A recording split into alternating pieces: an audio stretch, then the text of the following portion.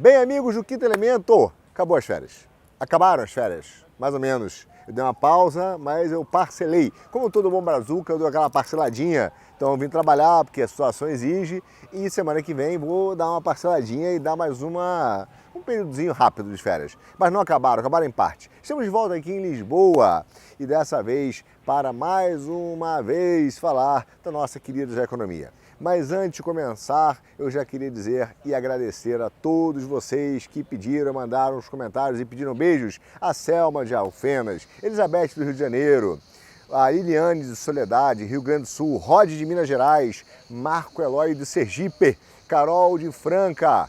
Manda beijo para Flávia, Carol de Franca, Jorge Barros, Vinícius Azevedo, Sérgio Bastos, um abraço para Marcita, aluna do quinto, aquele abraço. Múcio Leão de BH, Dilma Marinho, Dilma atenção, mas é Marinho, pessoal de Cuiabá, Ana Flávia, do norte da Itália, pessoal Carlos Wurstmann de Campinas, Alessandro e Jonathan de Itaúna, Olga de Salvador, Luiz de Arara, São Paulo, abraço para o Dr. Vinícius de Vila Velha, Solange, pessoal de Joinville, grande abraço também para o Jorge Lima, Caetano de Cotia, abraço para o pessoal de Campo Grande, Mato Grosso do Sul, Everton e todo mundo que nos acompanha de Curitiba, o Wellington de Cambará, no Paraná, João de Minas, Isabel Rodrigues, eu leio tudo que vocês pedem, as críticas também, não esqueça de comentar, curtir e compartilhar e vamos lá que chegou a hora da semana na geoeconomia. Vamos lá, meu cara, a verdade é que o Trump está se tornando um líder mundial que há tempos não se via nos Estados Unidos. Revolução comercial, diplomática, monetária, tecnológica e agora militar. Saiu uma notícia importante, Trump vai combater os cartéis na América Latina. Bom, isso não veio do nada, é uma notícia importante. Veja, nós sabemos, agora é importante entender um pouco dos bastidores, que o Trump tem como antagonista o sistema financeiro rentista. Só que a grande maioria dos grandes bancos estão profundamente ligados às estruturas de lavagem de dinheiro do narcotráfico e de cartéis internacionais. Vamos lá, meu caro, o Trump está se tornando um líder mundial que há tempos nós não víamos nos Estados Unidos. Revolução comercial, diplomática, monetária, tecnológica e agora uma militar. O Trump vai combater os cartéis? Pois é, ele anunciou que vai combater os cartéis na América Latina, deu autorização para o Pentágono fazer. Isso não veio do nada. Existe um bastidor que a gente tem que entender. O Trump tem por antagonista o sistema financeiro rentista. Só que esses grandes bancos estão profundamente ligados às estruturas de lavagem de dinheiro do tráfico e cartéis internacionais. E o Trump estabeleceu um desmonte estrutural de algumas coisas. O rentismo oligárquico, ou seja, o controle do sistema monetário, resolveu restabelecer a força produtiva industrial como motor da economia, moeda como arma e a libertação ou retomada da neutralidade do judiciário. Não como um instrumento de transformação social, que é o que esses caras faziam, mas como base organizacional da sociedade. E por isso ele também reduziu o escopo da famosa lei FCPA, que é a lei do combate à corrupção e lavagem de dinheiro. Agora o Trump vai lutar contra o braço armado do setor financeiro, os cartéis. Sim, sempre existiu uma relação muito promíscua e que não foi contada entre o sistema financeiro internacional e os cartéis do tráfico de drogas. Ao permitir que o Pentágono possa realizar incursões militares na América Latina para combater os cartéis, o Trump busca reduzir o fluxo financeiro do próprio sistema e do mercado financeiro, mas também usar isso, obviamente, para capturar áreas estratégicas de minerais, reservas de ouro para os Estados Unidos, ou pelo menos para atender o interesse dos Estados Unidos, retirando a influência da China. A ideia será a mesma, usar o complexo militar americano para destruir cartéis e impor uma dívida financeira aos países libertos do tráfico. O Rubio já falou disso diretamente, precisamos explorar, por exemplo, o fato ou o potencial energético do Paraguai. Só que ao mesmo tempo que ele ataca o sistema financeiro ou a principal origem da margem do sistema financeiro internacional, ele também abre uma grande guerra civil mundial. Duas frentes nessa guerra civil que estamos vivendo, que é uma guerra contra a tecnocracia. Primeiro, uma metodologia jurídica e uma metodologia econômica. Nós vimos isso. As sanções ao Supremo Tribunal Federal não são à toa. Se você reparar na lógica jurídica do Brasil e da América Latina, houve consistentemente a adesão a teses jurídicas que aliviavam os cartéis de drogas, sempre sob a cortina dos direitos humanos. O Supremo brasileiro, aliás, quase todo o seu judiciário se tornou dócil ao tráfico e à violência do PCC e dos cartéis. enquanto o empresário, ele é vilipendiado. Esse é perigoso. Os cartéis, coitados, né? Isso aconteceu exatamente no momento em que o rentismo no Brasil cresceu assustadoramente. O sistema financeiro mundial usou o rentismo, o judiciário e os cartéis para implementar o seu domínio.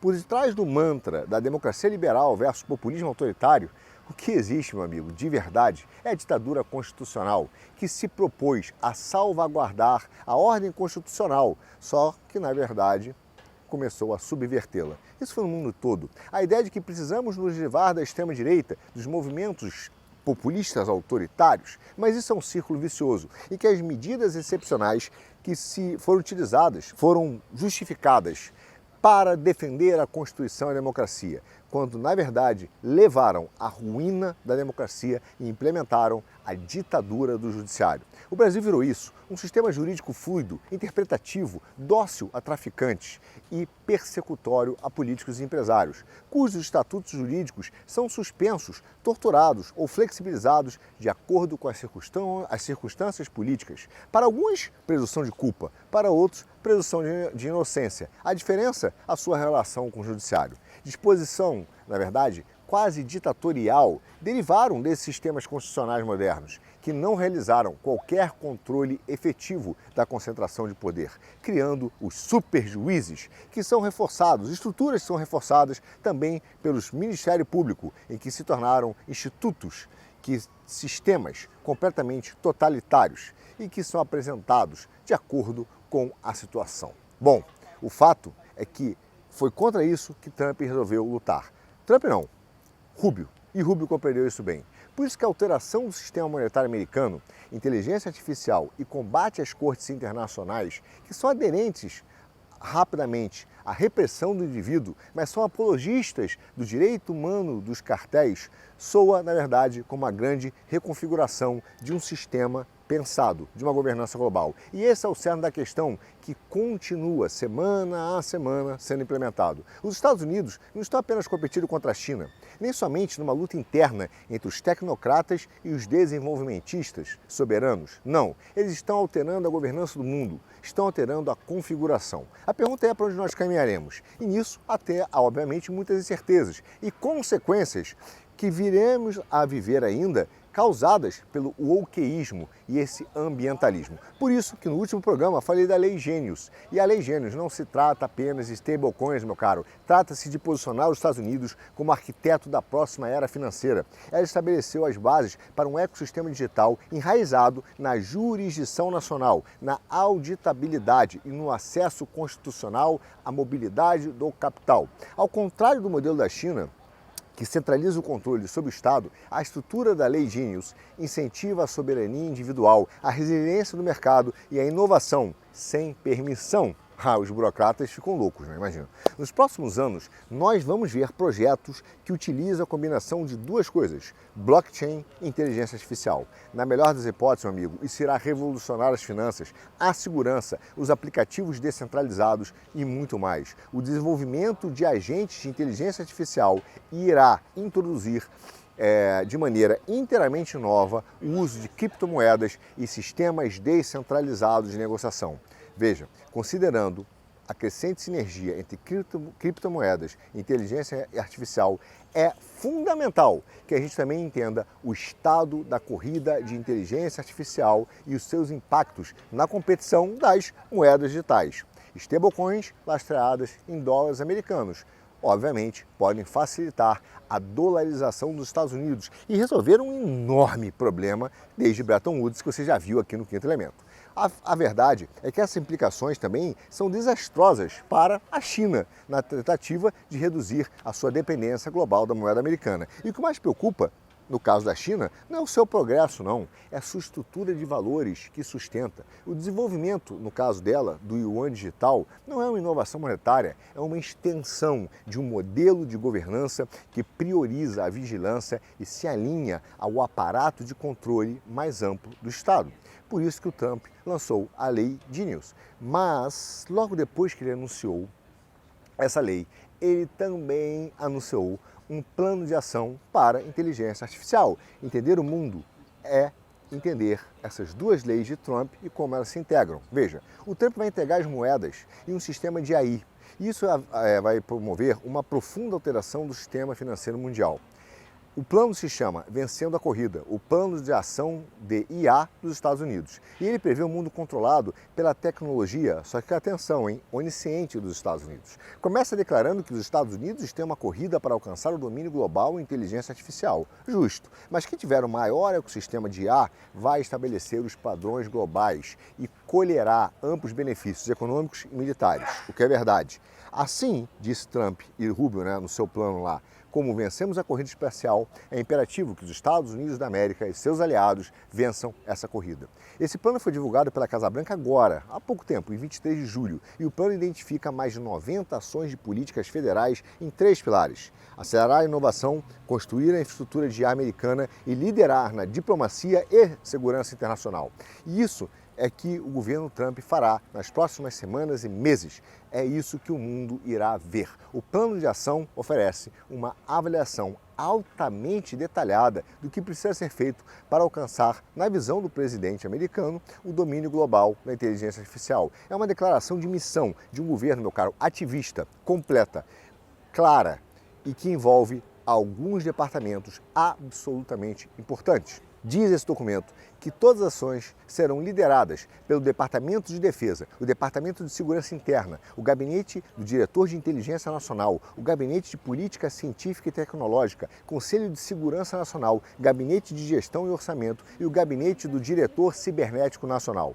Veja, ele ainda diz o seguinte, abre aspas, incentivamos o compartilhamento responsável de informações sobre vulnerabilidades da inteligência artificial como parte dos esforços contínuos para implementar a Ordem Executiva 14306, sustentando esforços selecionados para fortalecer a segurança cibernética da nação e alterando uma outra ordem executiva, que acho que é 3694, uma coisa assim. Bom, mas além disso, por meio do Departamento do Trabalho, Energia, Departamento de Educação, Fundação Nacional de Ciências e Departamento de Comércio, o plano ainda diz que é importante que se faça parcerias com os governos estaduais e locais e as partes interessadas no sistema de força de trabalho para dar suporte à criação de programas de treinamentos orientados pela indústria que atendam às necessidades da força de trabalho vinculadas às ocupações prioritárias de infraestrutura de inteligência artificial. Trump está criando uma nova estrutura de mundo e de governança. Os oponentes de Trump alegam, obviamente, que ele está destruindo a burocracia federal. Amém! Trump, parabéns, meu caro. Dá um abraço. Podia repetir isso no Brasil, acabar com os funça. Bom, o fato é que, eliminando décadas de expertise acumulada. A expertise que o Funça tem é acabar com a vida do cidadão, essa é a realidade. Mas vamos lá. Parece mais correto dizer que ele está eliminando a oposição às suas políticas, na verdade, dentro de uma burocracia que capturou o país. Na verdade, Trump está eliminando o Deep State, com atos que interessam à população e aos Estados Unidos, não mais à oligarquia, aquela oligarquia maldita burocrática. Dentro desse grupo de trabalho existem algumas pessoas importantes. David Sachs, o secretário de Estado e conselheiro interino da Segurança Nacional, e de Marco Rubio. Rubio hoje é um dos arquitetos do futuro americano, meu caro.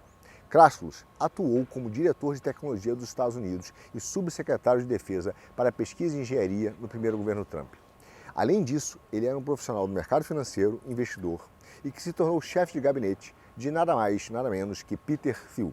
Thiel foi o cofundador da PayPal e da Palantir, a proeminente desenvolvedora de software de análise de dados de defesa e inteligência que está bombando de valorização e fechando contratos bilionários por estar integrando a inteligência artificial em várias áreas, financeira e militar.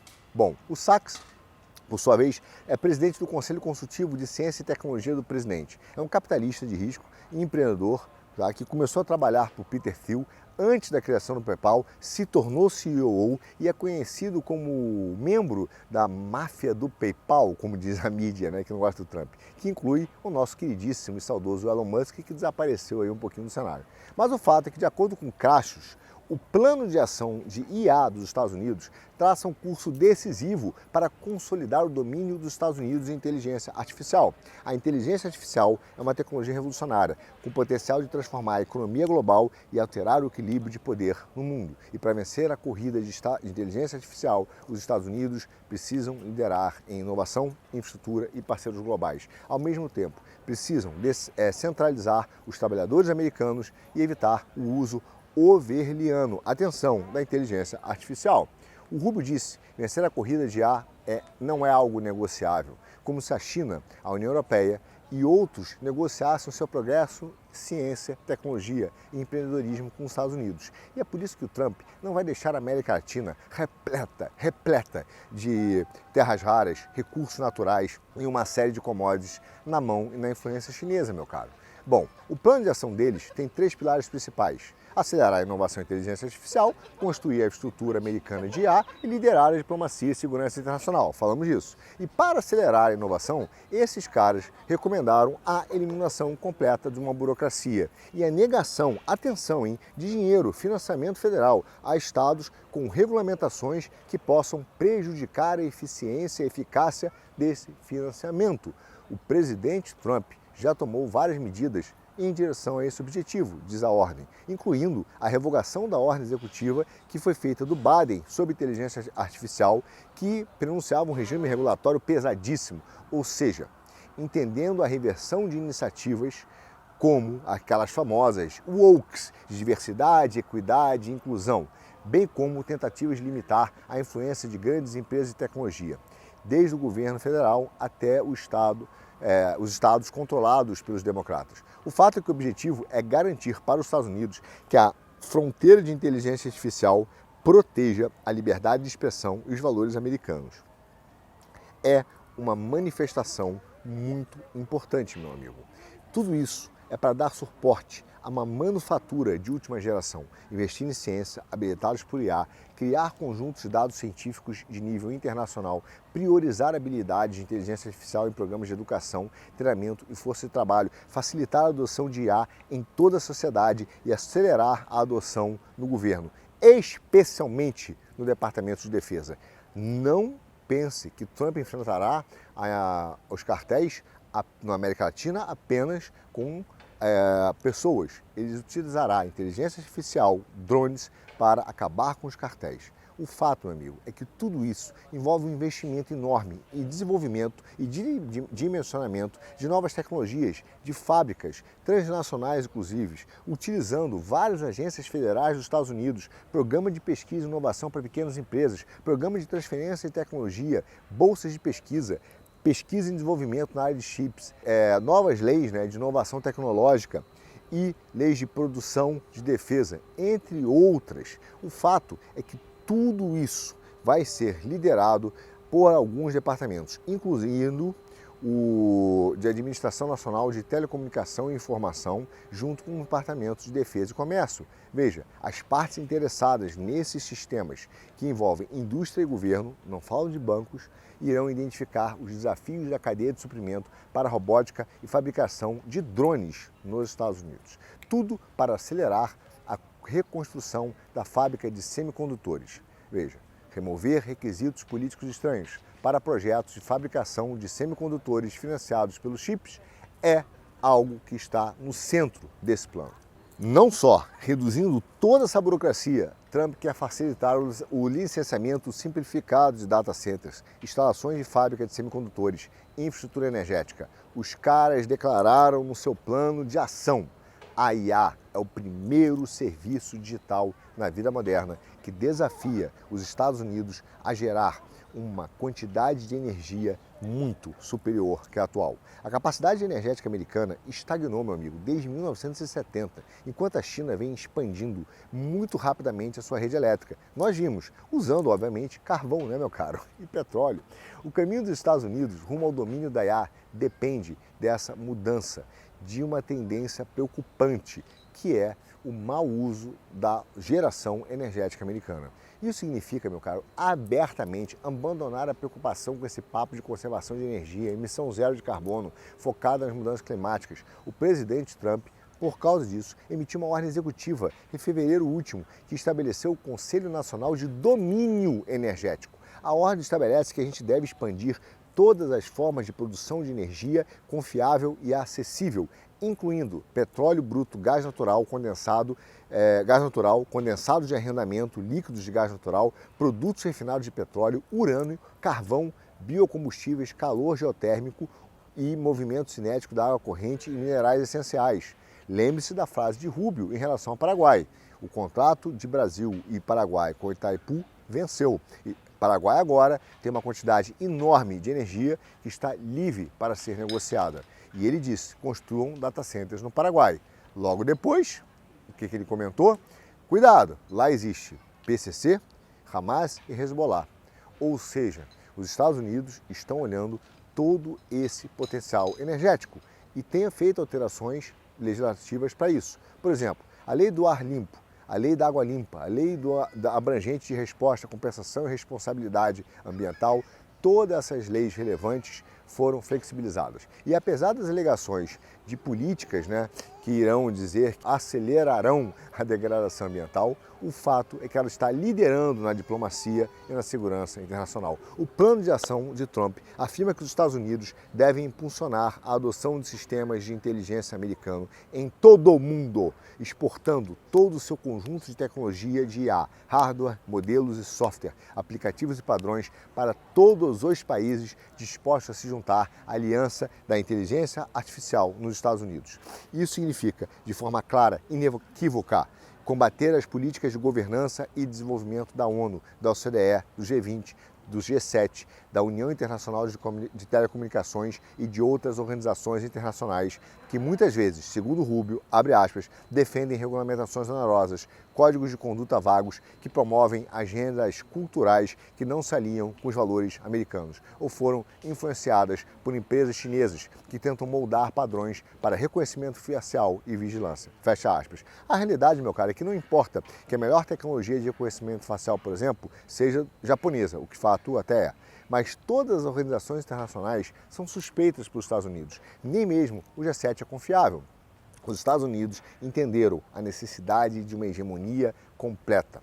Ao promover o uso de IA americana em todo o mundo, o plano deles recomenda expandir os controles sobre exportação de equipamento da fabricação de semicondutores, desde litografia, EUV, até outras tecnologias avançadas, que são até mesmo subsistemas em cooperação com parceiros aliados, usando a regra do produto estrangeiro direto. São controles sobre a venda de qualquer produto feito em qualquer lugar do mundo usando tecnologia americana. É uma extensão brutal, por exemplo, da Lei Magnitsky, só que pensando do ponto de vista produtivo e também utilizando de tarifas secundárias para forçar esses países a cooperar, se necessário, como está acontecendo hoje com o Brasil no campo de direitos humanos. Isso é um resquício, claro, do que aconteceu numa política frustrada do Biden, que foi muito fraco em negociar com a Europa e com o Japão.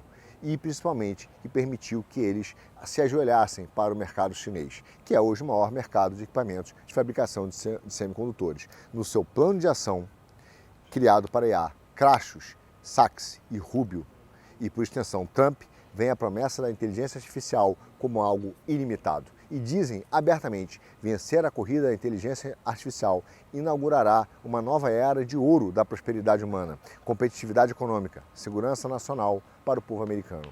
Para eles, a IA permitirá que os americanos descubram novos materiais, sintetizem novos produtos químicos, fabriquem novos medicamentos e desenvolvam novos métodos de aproveitamento de energia. Uma nova revolução industrial. Ela possibilitará formas radicalmente novas de educação, mídia e comunicação. Uma revolução da informação e possibilitará consequências intelectuais completamente novas, de vendar informações ou conhecimentos que antigamente eram considerados indecifráveis, fazer avanços na teoria científica, matemática e criar novos tipos até mesmo de arte digital e física. É um novo modelo de renascimento, uma revolução industrial e um renascimento nos moldes, como já tivemos na história, uma revolução da informação, tudo ao mesmo tempo. Esse é o potencial que a inteligência artificial apresenta. E essa era já começou, uma nova era de computação que impactará todas as indústrias, todos os campos da ciência e que precisará brutalmente de energia, brutalmente de água. E Trump não deixará a América Latina na mão dos chineses. Se preparem que a cobra vai fumar, meu caro. O fato é que os Estados Unidos precisam de novas tecnologias avançadas, que não podem e correm o risco de serem mal utilizadas ou até mesmo roubadas por agentes maliciosos. E eles precisam monitorar os riscos emergentes e imprevistos da inteligência artificial e espionagem, e isso vai exigir cada vez mais um aumento da vigilância. O principal agente malicioso que eles têm em mente é, obviamente, a China.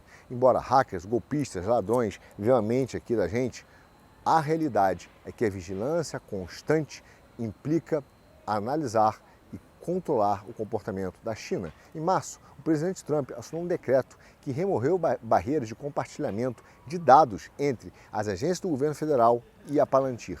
Foi contratada para combinar e organizar todos esses dados. E esse foi um ponto de rompimento com o Musk. Veja, isso abre portas para um grau de vigilância que poderia ser usado para criar uma versão americana do atual sistema de crédito social da China, que monitora e avalia a confiabilidade de indivíduos e organizações aos olhos do governo. É um espelho, só que analisando essas empresas em relação à competição e ao comportamento chinês. Portanto, meu amigo, pode parecer que o Trump está tentando enfrentar o desafio chinês adotando métodos chineses. Só que a China lidera o mundo hoje em energia renovável e veículos elétricos, enquanto o Trump está simplesmente jogando essa proteção e esse ambientalismo para o alto. E existe um motivo.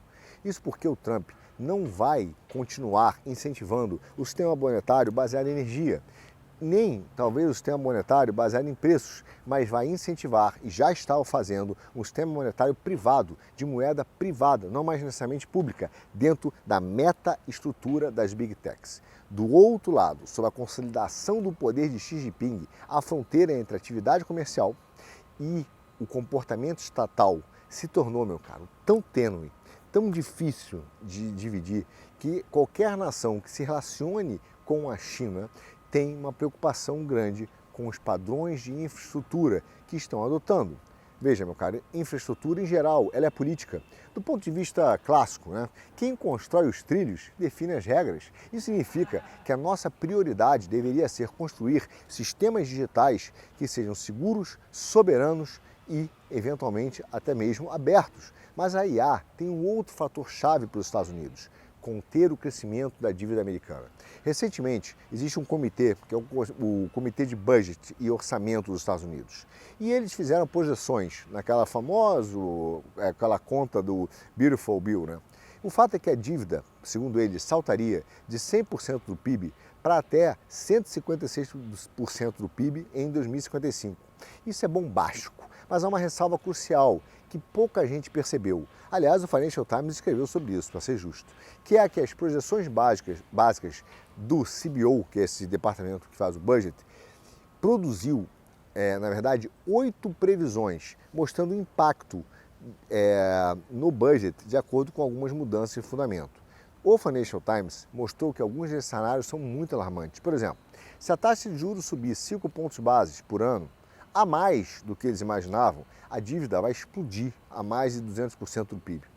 Só que existe um outro cenário, é que se a produtividade anual crescer apenas meio ponto percentual a mais do que as projeções do CBO, haverá uma estabilização em 103% do PIB. E por isso pode ser atingido de acordo com a inteligência artificial. Veja, 113% é ruim, mas não é um desastre. 200% é um desastre.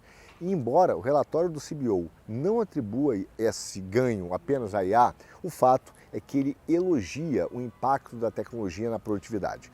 A questão é que, à medida que a produtividade aumenta, pode causar uma turbulência social. Nós vimos agora recentemente coisas estranhas. Economia crescendo e aumento do desemprego. Isso porque já estão sendo implementados os dados de IA. E essa inteligência artificial, essa tecnologia, segundo o JP Morgan, pode substituir metade dos empregos dos Estados Unidos até 2034. Veja, na história do mundo, esses choques de produtividade tiveram um impacto lento.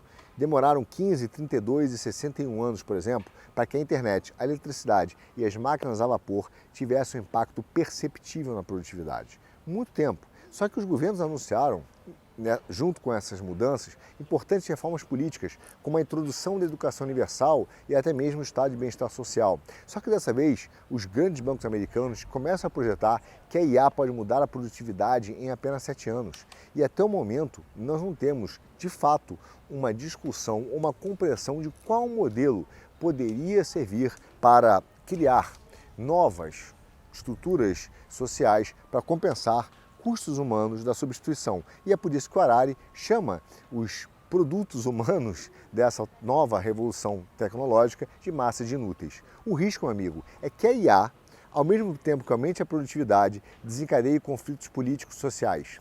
E esse cenário gera uma oportunidade enorme para a implantação de uma tecnocracia muito forte, um totalitarismo brutal que coordene e organize todas as etapas da economia. Por isso é que nós temos que pensar num risco ainda maior. O fato é que é o seguinte, imagine, a Revolução Industrial representou uma mudança abrupta, sem precedentes, totalmente transformadora na natureza da vida humana. Até o final do século XVIII, meu amigo, a vida era definida por uma luta constante, desesperada contra a pobreza material, com até mesmo a abundância agrícola esbarrando em algumas restrições. Malthusianos alertavam para a fome, de acordo com o crescimento populacional. E de repente, em apenas algumas décadas, graças à ciência, os humanos nos países desenvolvidos passaram a ter alimentação, roupa e moradia, além de tempo livre para descobrir quem realmente queriam ser. Antigamente, no século XVIII, ninguém tinha crise, né, de identidade, porque o cara morria de fome, né, meu caro? Bom, o importante é notar que essa transformação não se deu apenas no ponto de ou promoveu mais recursos humanos. Não, mas ao mesmo tempo ele gerou um outro problema, a redução da fertilidade humana, não causado pela Revolução Industrial, mas pela grande campanha dos neomalthusianos. O fato é que desde a desaceleração da produtividade causada pelo domínio do liberalismo e do rentismo no mundo que foi destruindo as indústrias, em meados dos anos 2000, as economias contavam a seguinte lorota, né? Que a Revolução Industrial tinha acabado e que a humanidade, então, atingiu o máximo de patamar nos padrões de vida. Era necessário um novo modelo. Só que a realidade é que a inteligência artificial pode impulsionar esse crescimento. A IA pode produzir uma vasta mudança material, sim, e os economistas e a turma os tecnoprofetas, né, têm grande esperança que isso aconteça. Só que isso não significa que a humanidade está necessariamente saindo de uma era de estagnação. Veja, a Revolução Industrial ela foi transformadora porque ela mudou a experiência da vida humana. Uma linha no PIB que a gente vê no gráfico, ela só existe e faz sentido porque está correlacionada com muitas das coisas que importavam para os seres humanos. Só que desde o liberalismo e da primazia liberal, essa correlação se perdeu. O crescimento econômico não importa sobre a experiência da vida humana. Não mais representa o que significa ser humano no sentido do seu propósito. Veja, a internet, por outro lado, também já mudou essa experiência humana desde que nós falamos. Por exemplo, eu me lembro quando eu era criança, como a nossa experiência com as coisas eram diferentes.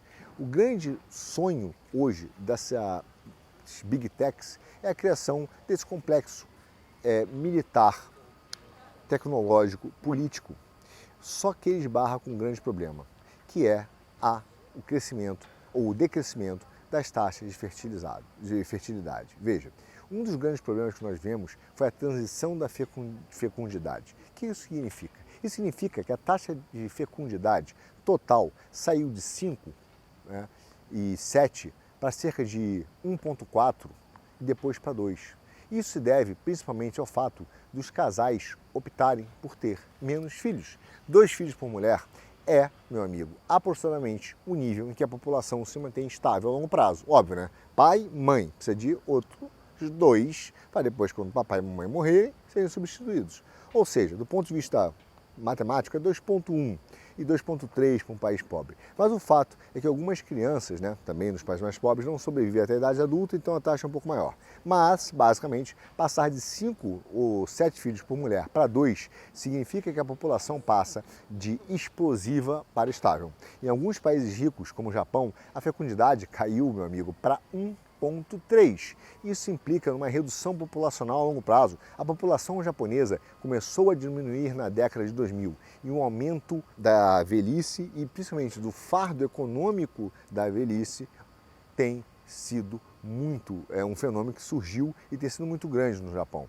O que a gente quer dizer é que esse baixo nível de fecundidade se limitava antigamente para alguns países, só que agora algumas nações ricas como Estados Unidos, Nova Zelândia, França, Suécia, ainda em um determinado momento conseguiam ter taxas de fecundidade próximas de reposição. Para outros, meu amigo, não tinha jeito. A coisa estava ficando crítica, mas sempre havia a imigração. O fato é que, nesse ponto, houve um problema histórico. Na última década, nós tivemos uma nova transição de fecundidade também nos países ricos, mas também nos países de baixa renda. Países como Estados Unidos, França, Nova Zelândia e Suécia passaram a ter taxas bem abaixo de reposição. Países como China, Taiwan e Coreia do Sul estão em níveis que implicam colapsos populacionais catastróficos ao longo do próximo século. Por isso é que a China precisa ser expansionista, não só na sua população, mas ela precisa garantir o máximo de recursos possível. Por quê? Porque a taxa de fecundidade nos países pobres, o declínio, também tem se acelerado e a ONU considera essa taxa sem precedentes. Mas esses caras faziam campanha até pouco tempo, dizendo que a população do mundo ia estourar o meio ambiente, que era necessário políticas abortistas e de controle de natalidade. Veja, o economista Jesus Fernandes Villaverde acredita ainda que as coisas são muito piores do que parece. Existe um vídeo no YouTube que é muito bom, chama O Futuro Demográfico da Humanidade, Fatos e Consequências. O Fernandes Villaverde, nesse vídeo, mostra que as agências estatísticas, que eram encarregadas de estimar a fertilidade global e fazer projeções futuras, teve que consistentemente revisar os seus números para baixo. Isso, meu caro, não significa apenas que as pessoas estão tendo menos filhos, significa que, devido a erros passados na estimativa de quantos filhos as pessoas tiveram, ou fraude mesmo, agora há menos pessoas para ter filhos do que a gente achava que tinha. Ou seja, o Fernandes Villaverde mostrou que isso se aplica a quase todos os países em desenvolvimento. Como resultado desses erros, o mundo já atingiu o nível de reposição da fecundidade. Então, as projeções populacionais hoje baseiam-se em suposições de que a fecundidade vai se recuperar acentuadamente dos níveis mínimos atuais, em vez de continuar a cair. Agora eu pergunto como? Vai ter campanha para furunfar, meu filho? Pois é, como os caras vão fazer isso? São previsões ridículas. Como resultado, o Fernandes Villaverde acredita que a população global vai atingir o seu pico em 30 anos. E depois, meu amigo, aperte os cintos, a situação é grave, porque esse é o grande problema. Essa segunda transição de fecundidade será uma catástrofe econômica. A diferença entre uma taxa de fecundidade de 1 e uma taxa de 2, nessa conversa aqui, pode parecer até muito menor, do que a diferença entre 2 e 6. Mas, meu caro, existe uma matemática das curvas exponenciais e essa mudança é igualmente importante. Passar de 6 para 2 significa que a sua população passa de uma situação explosiva para estável. Passar de 2 para 1 significa que a população passa de estável para um estado de extinção. Isso vai causar problemas econômicos brutais. Populações em declínio são populações em constante envelhecimento, o que significa que cada jovem trabalhador, como meu querido amigo Nuno, que está aqui nos filmando, terá que sustentar cada vez mais aposentados a cada ano, como o tio Arthur, que já estava com seus 50, daqui a pouco seus 60, 70, e ele vai ter que pagar minha aposentadoria, Pois é. O envelhecimento vai ser minha vingança contra a produção. O envelhecimento populacional vai desacelerar o crescimento de produtividade por inúmeros mecanismos. A imigração nesse sentido, como acontece aqui, pode até ajudar um pouco, mas não resolve esse problema, meu caro. Quando o mundo inteiro tem baixa de fertilidade, não há mais fonte de jovens imigrantes. E 2, a imigração é ruim para melhorar as taxas de dependência, porque os imigrantes que estão vindo, por exemplo, para cá, alguns deles já estão a caminho da aposentadoria e estão buscando uma molesítia do Estado. A longo prazo, amigo, a redução populacional pode desacelerar ainda mais o crescimento da produtividade e vai reduzir o número de pesquisadores e inventores. Essa, aliás, é a tese de um artigo de Charles Jones, que escreveu em 2022 o seguinte artigo, abre aspas, o fim do crescimento econômico, consequências não intencionais de uma população em declínio, ou seja, o mal que você vai casar por parar de furunfar e ter filho e família e ficar de sacanagem no carnaval. A menos que a IA consiga substituir os cientistas e engenheiros humanos, uma população em declínio vai significar uma menor oferta de novas ideias.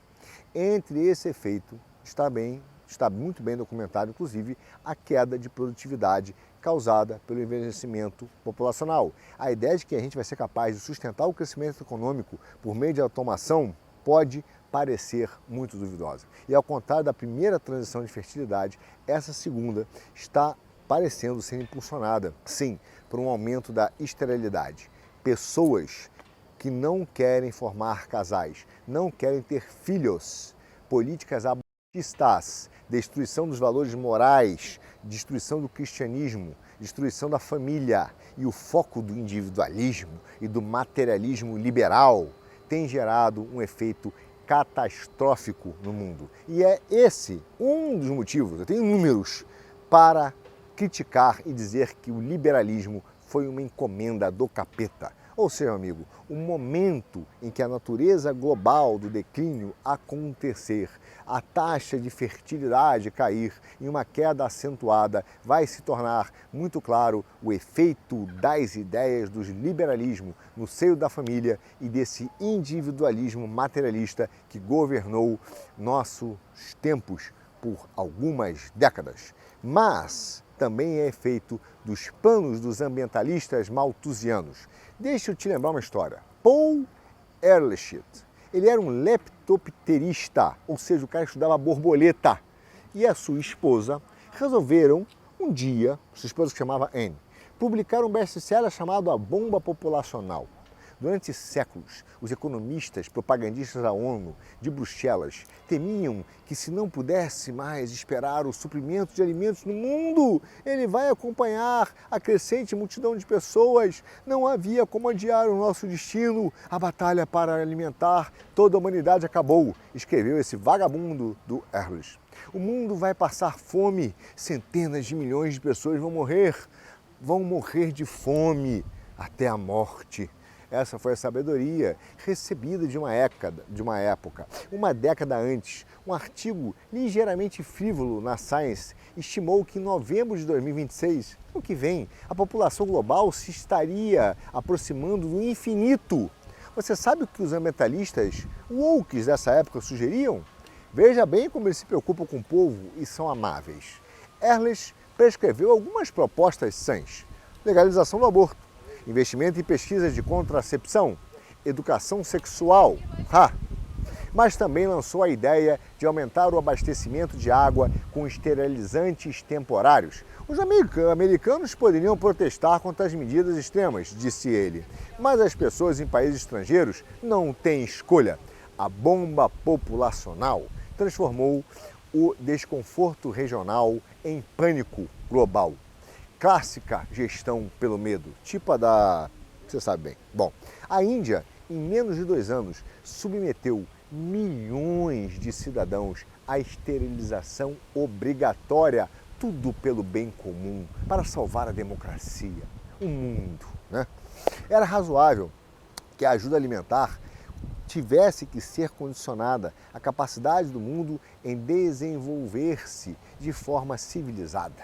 As nações que tolerassem um livre para fazer o que você quiser de copulação, ficar lá produzindo filho, né, seriam deixadas para se defender sozinhas, passem fome. A China lançou uma série de iniciativas, culminou no infame política do filho único, que incluía multas punitivas, inserções obrigatórias de DIU e abortos indesejados. Ehrlich, um homem que estudava borboletas, mas virou herói do mundo, do planeta, dificilmente pode ser culpado sozinho pelas mais duras e medidas coercitivas de controle populacional. Porém, a sua responsabilidade é enorme.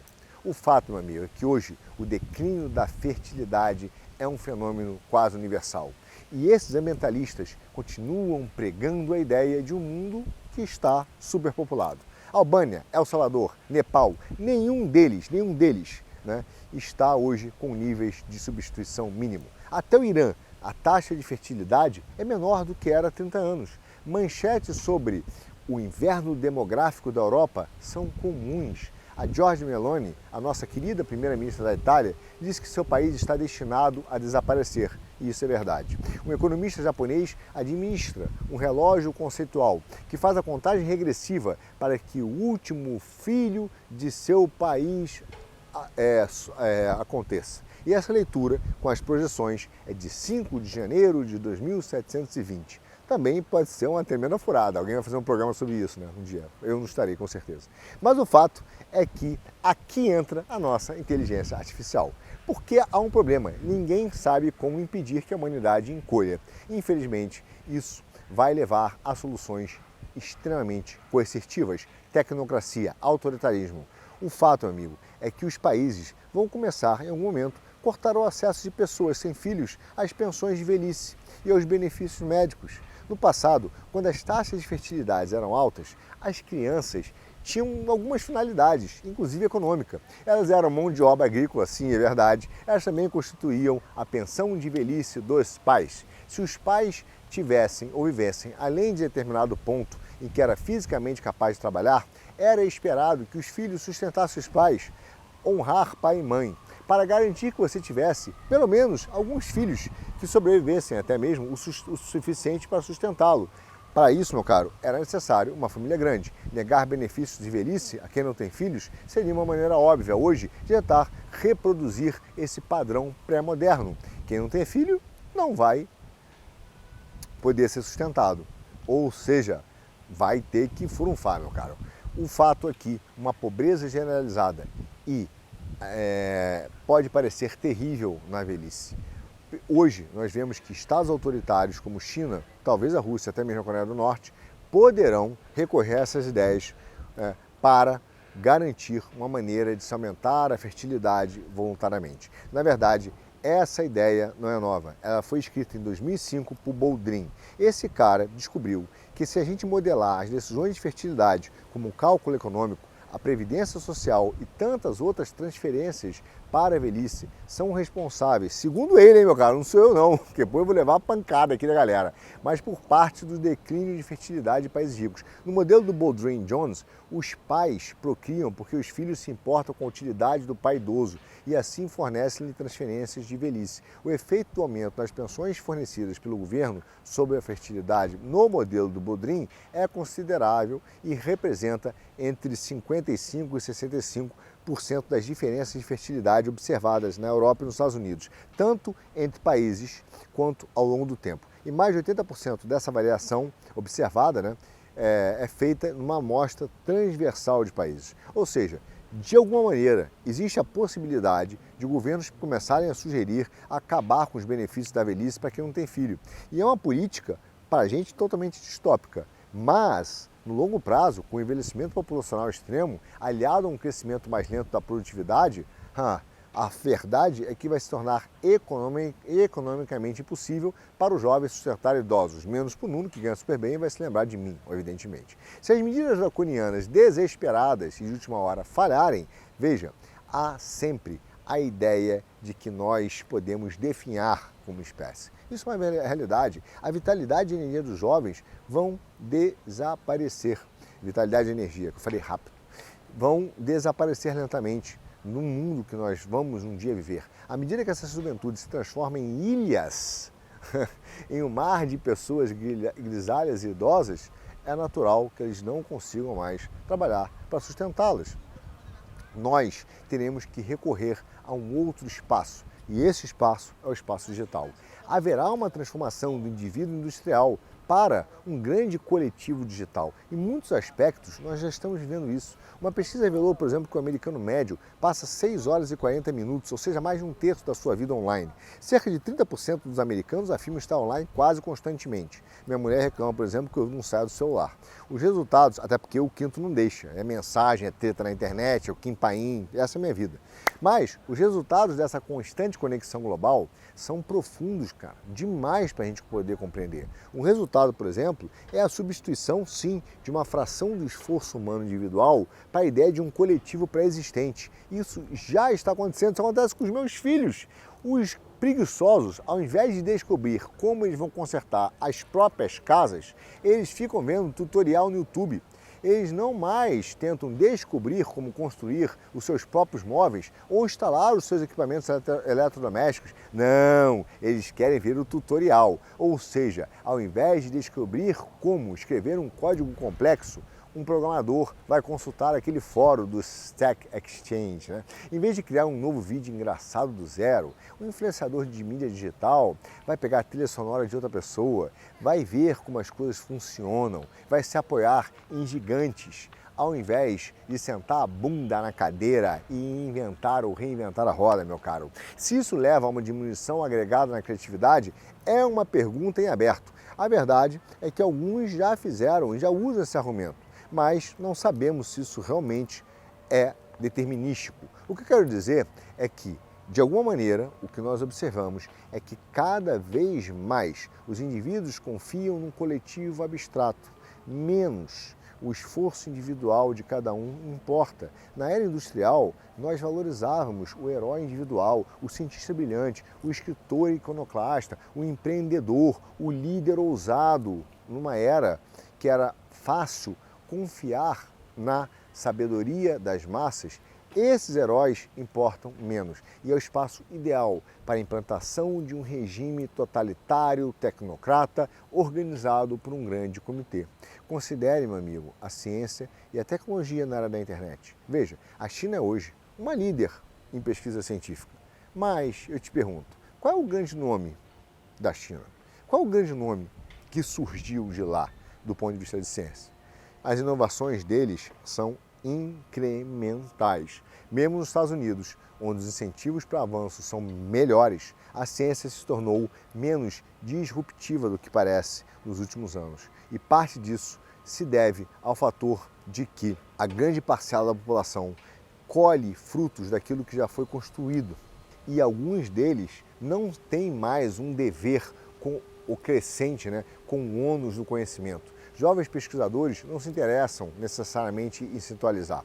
Eles não têm mais a curiosidade de descobrir o mundo ou a verdade. Na era da transmissão global e ininterrupta de informações, nós temos que facilitar a informação para pesquisadores de forma simples, rápida, para que eles possam compreender e fazer estudos coletivos de aumento incrementais da ciência. O grande avanço da era, que é a inteligência artificial, tem sido um grande esforço coletivo também.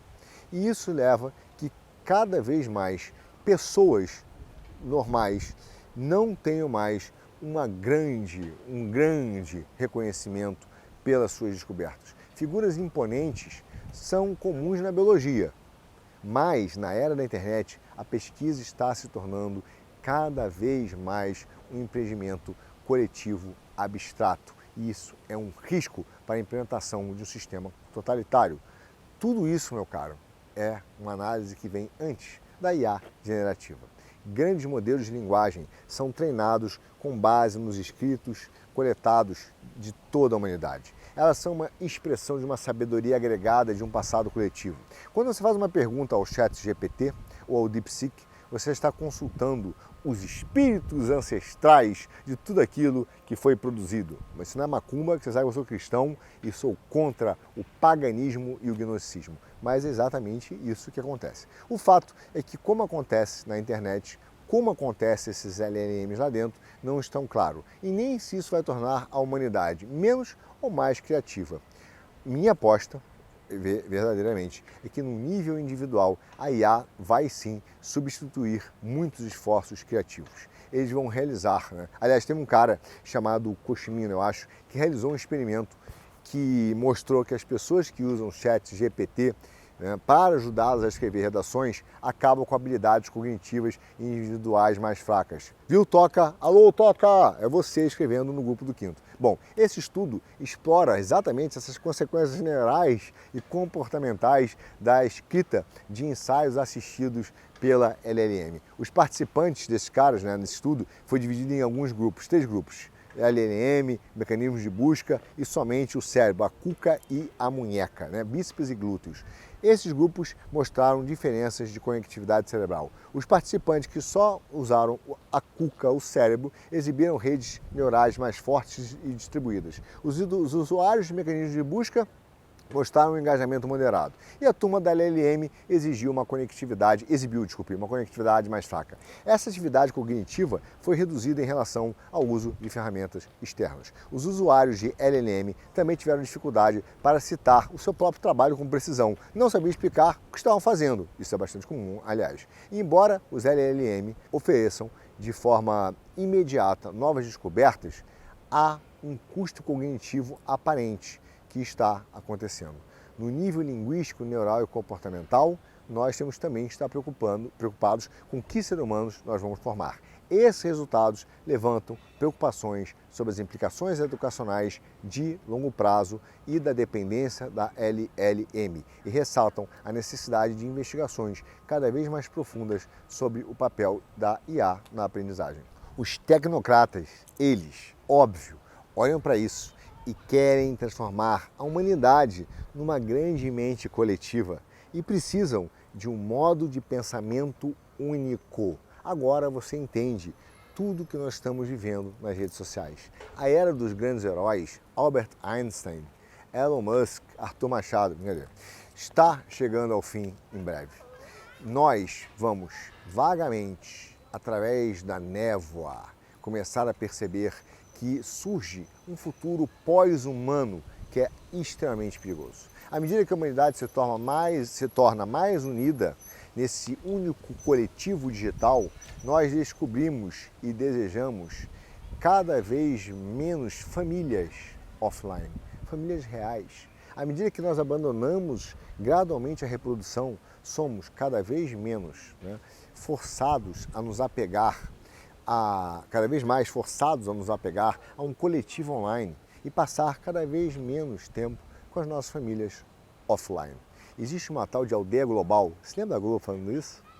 A mente divina desse coletivo vai nos entregar riquezas jamais sonhadas pelos nossos ancestrais. Nós vamos desfrutar de uma dádiva, só que em solidão, enquanto nos conectamos a uma mente coletiva em busca de companhia. Se a Guerra Civil Mundial hoje nos permite entender que há uma oportunidade para retomar o controle político-econômico das nossas vidas, fugindo desse maior poder totalitário de nossa época, que é o sistema de coação e extorsão judicial, que se tornou o grande poder totalitário do nosso tempo, e ao mesmo tempo esse espaço abre uma oportunidade de controle tecnocrático e um capitalismo de vigilância que é extremamente perigoso. As ações que nós vemos no mundo hoje, para onde nos apontam, são extremamente incertas. Existe uma redução da queda de fertilidade, existe um conceito de valores morais que sempre tentou atacar o cristianismo e a formação da família. A ideia de poliamor numa mente coletiva, numa sociedade coletiva global. O poliamor é o amor entre todas as pessoas do mundo. Ao mesmo tempo, isso tem sido o grande agente de transformação, a grande mente, a grande pauta de um agente de transformação que foi o judiciário com seu neoconstitucionalismo, formado no Brasil pelo Barroso, que simplesmente distorceu conceitos básicos dessa tese que vinham dos Estados Unidos. Criou uma nova interpretação na tese, para depois criar uma nova interpretação nas leis, permitindo então que o judiciário do mundo, cada país, fosse um agente dessa transformação de uma mente coletiva global, que se alinha a uma grande Constituição Econômica Global, E com essa Constituição Econômica Global, junto com um judiciário que quer permitir valores morais e uma ideia única, um princípio único, travestido de democracia, mas que reflete um único pensamento, uma única ideologia e que serve para forçar você a aderir a essa grande ideologia, a essa mente coletiva que está sendo construída, a uma construção global que vai reduzir o número de pessoas no mundo e transformar você num ser só. Afinal, existe um cristianismo do mal no Brasil. Mas no meio do caminho desse plano, existem pessoas que ainda acreditam no cristianismo, pessoas que são cristãs, pessoas que querem países soberanos, que querem transformar o mundo, não no modelo econômico rentista, mas no modelo voltar o mundo a ter o motor como o sistema monetário, o sistema produtivista. Bom, de forma geral, o Trump quer sentar a mamona nesses vagabundos, traficantes de fuzil que vendem drogas para criança e estão destruindo famílias. Para mim, é um dos melhores usos que nós faremos dessas armas que nós criamos. Trump senta a azeitona preta nessa turma. Mas, não se esqueça, parte da sua estratégia, parte da estratégia do Trump é brigar com os cartéis, acabar com essas organizações criminosas e terroristas, porque elas são a fonte de todo o fluxo financeiro que abastece o sistema bancário, na sua grande maioria, na sua grande margem de lucratividade. Essa combinação entre tráfico e as grandes instituições de lavagem de dinheiro nunca foi atacada pelo sistema judiciário, porque no final das contas o sistema jurídico se aliou com a grande pauta do neoliberalismo. E esses caras fazem uma ficção de luta, uma paródia de luta contra a corrupção e contra a lavagem de dinheiro, enquanto protege os grandes bancos. Vejam, em todas as operações de combate à corrupção e lavagem de dinheiro, os grandes bancos são preservados. Isso não foi uma exceção no Brasil. Isso não foi uma exceção no caso do Brasil. Todos os grandes bancos são protegidos e preservados. Trump olha, o cartel entende exatamente isso. Ao mesmo tempo que muda o sistema monetário, ao mesmo tempo que faz o sistema monetário começar a ser conectado com a inteligência artificial e blockchain. E juntando todo esse pacote, ele começa a fazer uma substituição e um enfrentamento do rentismo no mundo, olhando para não só aspectos geopolíticos, mas também de princípios e valores morais que tem por trás dessa nova governança mundial. Meu caro, esse foi o resumo da semana. Imagina a semana que vem. Mas se isso vai dar certo ou não, vou te falar. Aliás, você já sabe. Será assunto para o próximo, desculpe, o próximo não, um dos nossos próximos Já Economia.